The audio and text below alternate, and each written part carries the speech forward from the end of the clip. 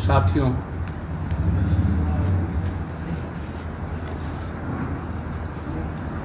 और सभी जाति धर्म वर्ग समूह समाज के लोगों का अभिवादन, आभार, अभिनंदन, प्रणाम, सलाम और जोहार। बेटे की तरह दायित्व को भी निभाया, कर्तव्य का पालन भी किया और पूर्ण भरोसा भी अपने बेटे के प्रति दिखाया। दूसरा, 1951 अधिनियम, निष्पक्ष मतदान, ये चुनाव आयोग का दायित्व।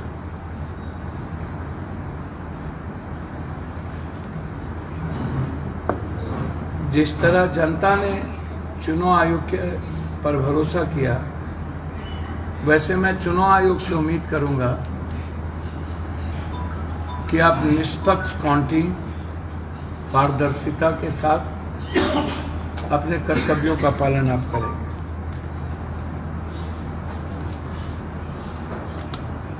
मेरा सवाल है, आज के दौर में निरंतर ईवीएम पर सवाल उठ रहा है, और इतना ही नहीं,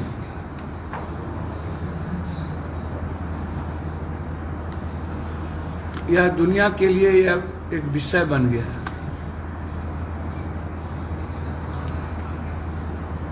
जनता का गुस्सा,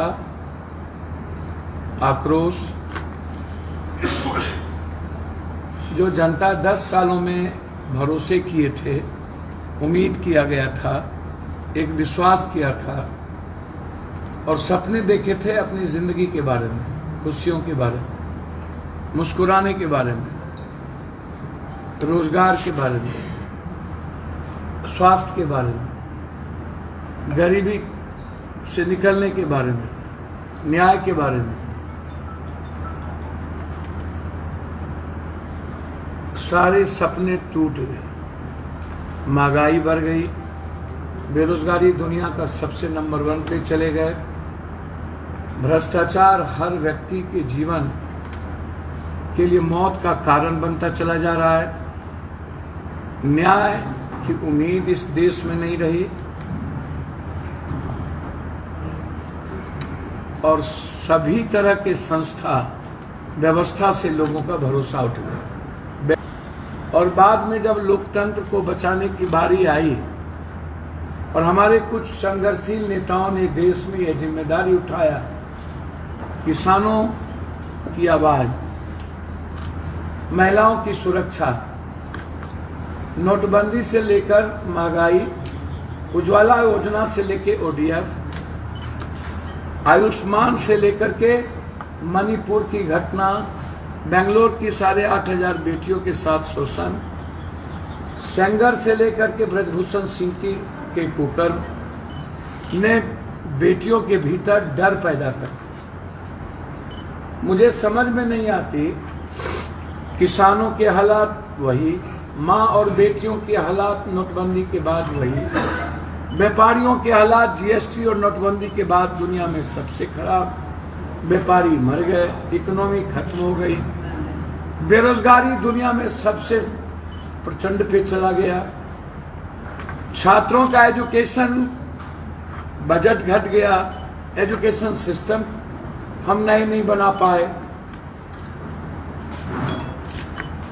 मजदूरों के कानून को बदल दिए गए कोरोना के काल में जब मनमोहन सिंह जी ने दिया, फूड ऑफ राइट जो मनमोहन सिंह ने दिया उसको बदल दिए गए, और पहला देश का प्रधानमंत्री होगा जो इतनी छोटी बातें, इतने घटिया बातें, पहली बार देश के दुनिया में कि हम आपको 5 किलो अनाज दे रहे हैं, जो इंदिरा गांधी के समय में शुरुआत हुई, और 2 रुपया उसके बाद फूड ऑफ राइट जो हमारा कानून बना, और उस कानून के बाद जो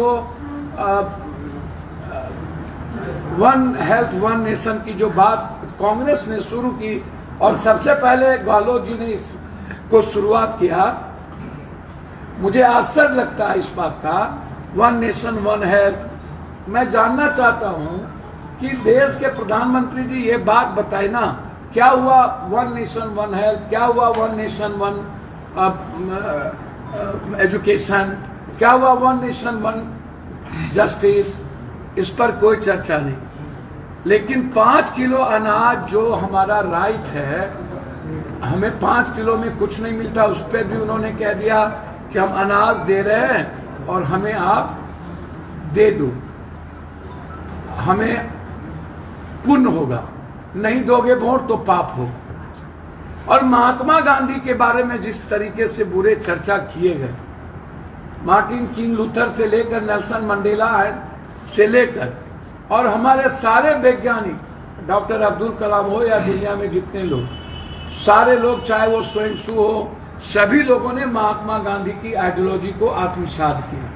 महात्मा गांधी जी जो अंग्रेज से लड़ने के खिलाफ कांग्रेस का निर्माण किया, महात्मा गांधी जी इतिहास में नील गाय आंदोलन से लेकर के, किसान आंदोलन से लेकर, पश्चिमी चंपारण की धरती से लेकर और आम आदमी की आवाज के लिए जिन्होंने बैरिस्टर के बाद सबसे पहले पालेजा घाट पर अपने कपड़े खोलकर नंगे हो गए कि जब तक भारत के 40 करोड़ लोगों को रोटी, कपड़ा, मकान नहीं मिलेगा मैं कपड़े नहीं पहनूंगा। उस महात्मा गांधी के बारे में इतनी भद्दी बात करना, जैसे कंगना ने कही कि हाँ, आजाद देश हुआ 14 में, अब तो वो प्रधानमंत्री जी बताएंगे कि देश की आजादी कंगना को कैसे मिली, कब मिली, कहाँ मिली। ये तो नरेंद्र भाई मोदी जी ही बता सकते हैं, या फिर आंतरिक इंटरनल आजादी का क्या मायने है कंगना का, वो कंगना बताएगी आपको। लेकिन मोदी जी जिस भाषा का प्रयोग गांधी जी के लिए किए कि मेरे पिक्चर बनने के बाद गांधी को लोग जाने, मतलब गांधी से भी ऊपर, वो उनको प्रधानमंत्री नरेंद्र मोदी जी को दुनिया जान गया, गांधी को बाद में जान। अब इतनी छोटी बातें, गांधी तो छोड़िए, उन्होंने कहा राम को छत्री हम दिए, शिव को मुक्त हमने किया, भगवान जगन्नाथ मेरा इंतजार कर रहा है।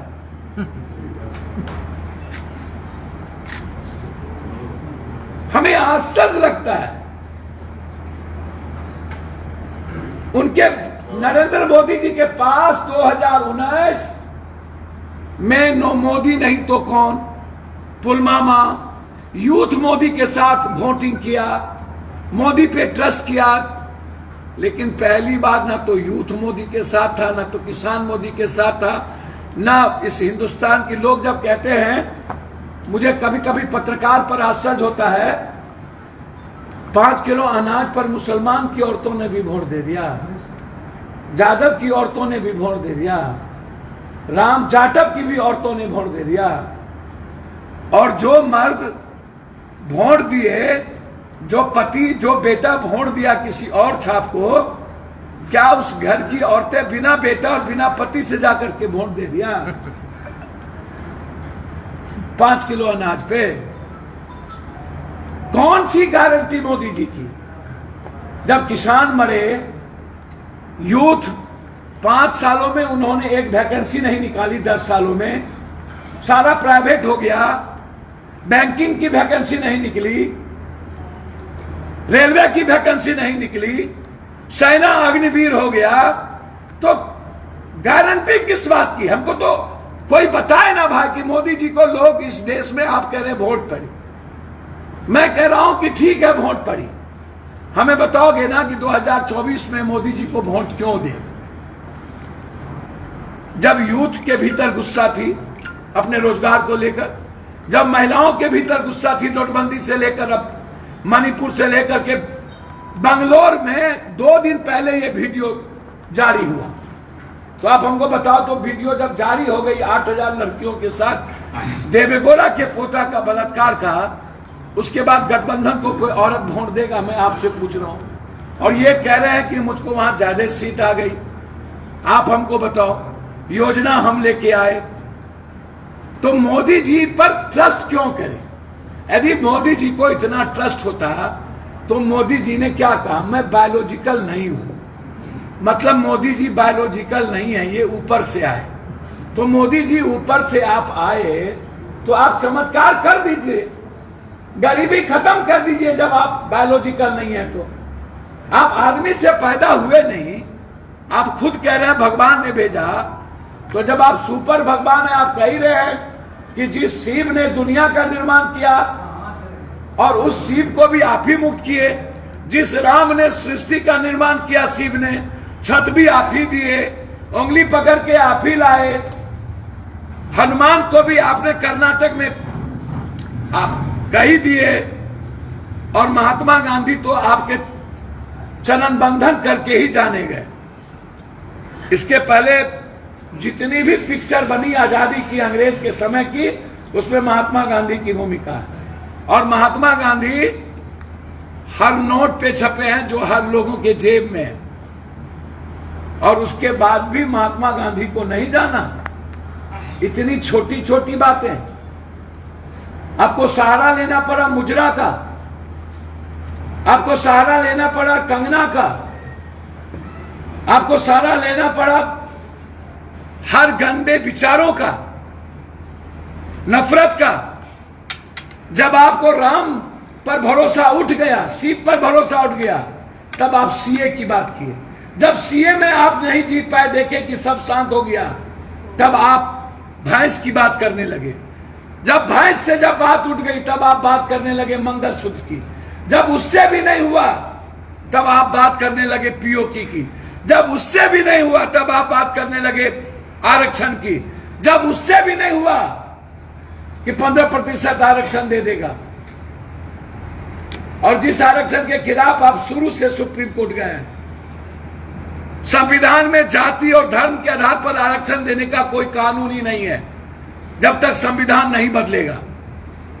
आप कितना दिग्भ्रमित किए, क्योंकि आपके पास 2024 में जनता के लिए कोई नीति नहीं थी।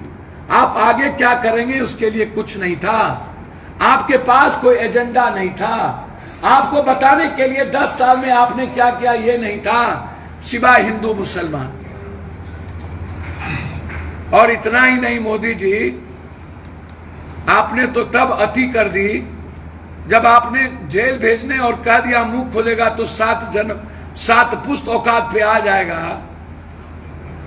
और निर्वर्तमान आप प्रधानमंत्री हैं, आप कैसे मीटिंग बुला रहे हैं भाई? और आप क्या दिखाना चाह रहे हैं? 100 दिन का एजेंडा। 10 साल में आप 100 दिन का एजेंडा नहीं दिखा पाए। और निर्वर्तमान प्रधानमंत्री, जब आपको खबर मिल गई कि आप चुनाव हार चुके हैं, जनता ने आपको हरा दी है, जब आपको यह खबर मिल गई कि आप 230 से ज्यादा आप नहीं जा रहे हैं, मरते दम तक नहीं, 230 आप क्रॉस नहीं करेंगे, तो जो नैरेटिव एजेंडा आपके अमित शाह जी ने 400 पार की बात कही थी, आपने अंतिम दिन, मेरा सवाल अब शुरू होता है, हमें आप बताइए 6 साढ़े 6 बजे तक वोटिंग कास्ट हो रही है, और ये एग्जिट पोल वाले 6 बजे से कहां से दिखा दिए कि आप 350 हो गए। एक लोकसभा 3 जिले में है और एक जिला पहाड़ के उस पार है। और एग्जिट पोल वाले से मैं पूछना चाहूंगा कि आपके पास वो कौन सा रैंडम है, आप बताइए। मैं चैलेंज करता हूं आपको। चाणक्य का एग्जिट पोल एक बार भी सही नहीं हुआ, एक बार के बाद आज तक सही नहीं हुआ। हमेशा वो किसी को आप उठा करके देख लीजिए। अभी छत्तीसगढ़, मध्य प्रदेश और राजस्थान एग्जिट पोल देखिए, बेंगलोर का, कर्नाटक का एग्जिट पोल देखिए। 2004 में ये अटल बिहारी वाजपेयी को यही एग्जिट पोल 300 क्रॉस करा दिया था, तब का एग्जिट पोल देखिए।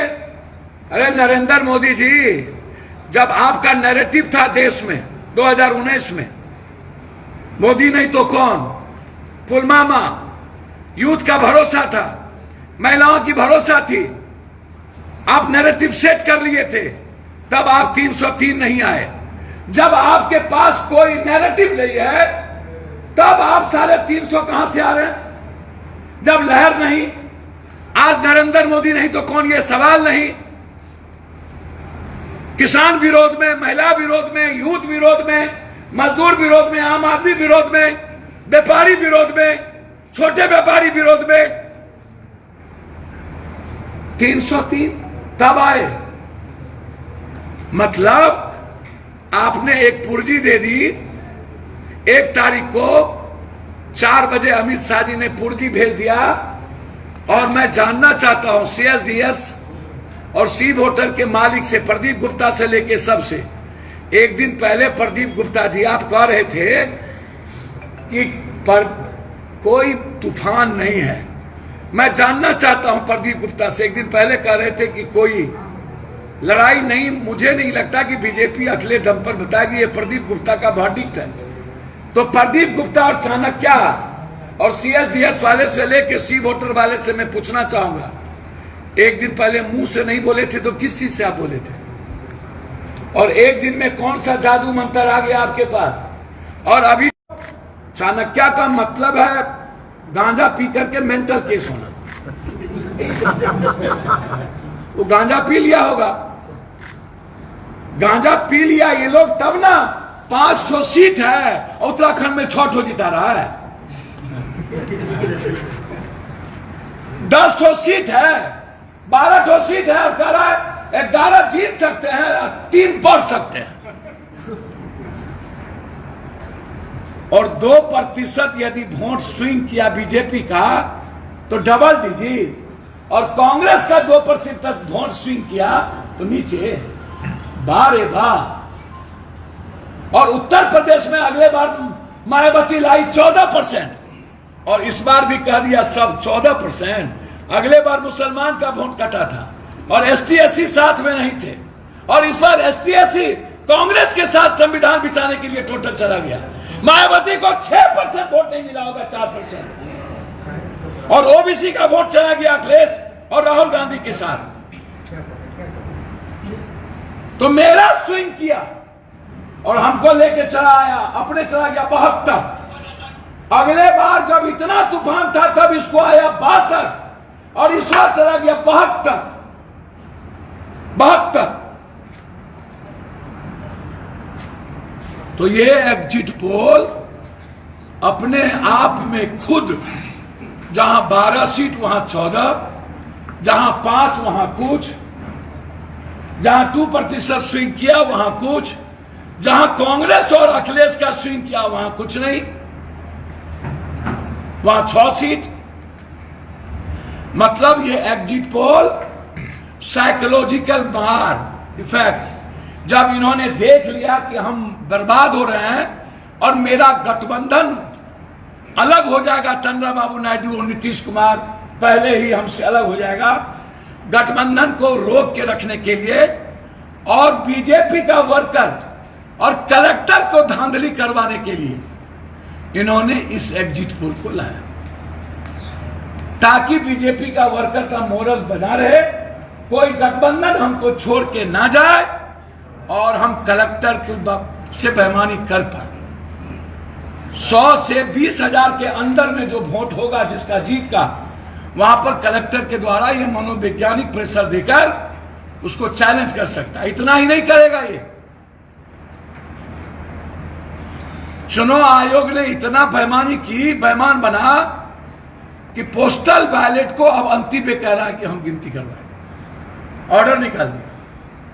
ये ऑर्डर पहले क्यों नहीं निकला? ये ऑर्डर पोस्टल का गिनती, और यदि गिनती हम कर भी देंगे तो हम रिजल्ट आउट नहीं करेंगे, रिजल्ट आउट बाद में करेंगे। मतलब जब हारने लगेगा बीजेपी का MP तो पोस्टल ऑर्डर से जिताइएगा। बेईमानी आप नहीं करना चाहते हैं ना, पोस्टल से है ना, ये बेईमानी का रास्ता आपका। पोस्टल का गिनती पहले क्यों नहीं, बाद में क्यों? मैं अपील करता हूं इंडिया गठबंधन के एक कैंडिडेट और वर्कर से, पोस्टल की गिनती अपने सामने करा करके दस्तखत करके रख लीजिएगा। वो जब भी अनाउंसमेंट करे, लेकिन बिना दस्तखत के आप पोस्टल की गिनती को मत छोड़िएगा। एक दूसरा चीज, 3 दिनों से हम अपने वर्कर को यहां 17C फॉर्म, उसके बाद ईवीएम का नंबर, आज 7 बजे हमारे सारे देश के हमारे बड़े बड़े स्पेशलिस्ट यहां आए हुए हैं। 7 बजे आज मेरे एजेंट की मीटिंग है और हम बताएंगे कि हमें पहले क्या करना है। हम पूरा कोऑपरेट करना चाहते हैं कलेक्टर साहब को और यहां के पदाधिकारी को। काउंटिंग को पारदर्शी रखें, अन्यथा मरता क्या नहीं करना। यदि हम जबरदस्ती लोकतंत्र की मौत होगी तो महाभारत का संग्राम हो।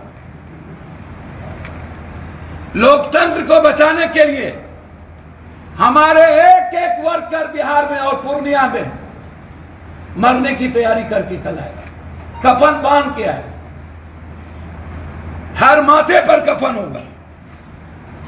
कल हमारे 5 सदस्यीय लॉयर रहेंगे, सुबह 8 बजे से लेकर के शाम के 8 बजे तक, सारे सीनियर लॉयर। पूरे बिहार, उत्तर प्रदेश में अखिलेश और राहुल गांधी जी ने हर लोकसभा में 5 सदस्यीय लॉयर किया है। मैं चाहूंगा बिहार में भी सारा कैंडिडेट, जैसे मैंने यहां किया है, वैसे आप अपने अपने लॉयर को तैनात रखिए हर कीमत पर, ताकि कानूनी प्रक्रिया के साथ हमारी लड़ाई जारी। हम हर तरह से सजग हैं, हमारी आंख खुली हुई है, हम जगे हैं, हम जीतेंगे। बिहार इतिहास लिखेगा, उत्तर प्रदेश राहुल गांधी को, कर्नाटक, महाराष्ट्र, राजस्थान, हरियाणा, पंजाब और उसमें बिहार का एक नया इतिहास का अध्याय होगा। इंडिया गठबंधन किसी भी परिस्थिति में 15 और 20 के नीचे नहीं आ सकता। मिनिमम 15 से 14 और मैक्सिमम 20 से 21 भी जा सकता। इसीलिए मैं मोदी जी के इस मनोवैज्ञानिक प्रेशर को नकारता हूं। कल एक चैनल ने कहा कि 220-30 से ज्यादा नहीं आ सकते, इसीलिए राहुल गांधी जी ने जो बोल दिया है वही सही है। आज शाम में हम लोग फिर से 17C फॉर्म को लेकर के अपने साथियों के साथ 2 घंटे की बैठक होगी और उसके बाद कल 6 बजे पूरी मजबूती के साथ अपने साथियों के साथ हम भीतर जाएंगे। जनता ने जो मैंडेट दिया है उस मैंडेट को किसी भी कीमत पर चीरहरण नहीं होने देंगे। धन्यवाद, नमस्कार।